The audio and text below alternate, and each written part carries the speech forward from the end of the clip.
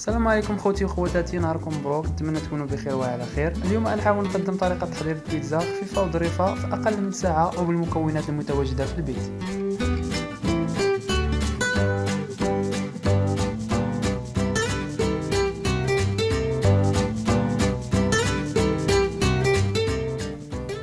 الطريقه باش غادي نعجنوا لاباط سهله وبسيطه. غادي ناخذ المكونات الجافه، الدقيق نخلطوه مع السكر والخميره الدار والملح والزعتر حتى كيتخلطوا مزيان. من بعد كنزيدوا عليهم المكونات السائله، زيت الزيتون والحليب والماء دافئ.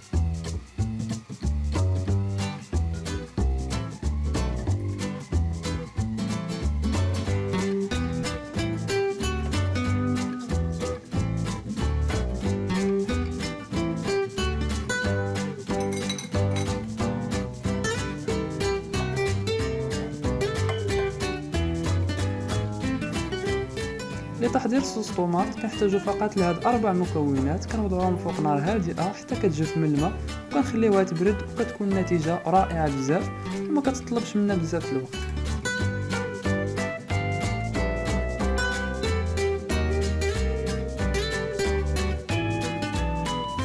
بعد ما خمرت لاباط ديالنا في مده اقل من ساعه كنسرحوها فوق بلاك مدهونه بالزيت وكنديرو فوقها المكونات اللي شفنا قبيله.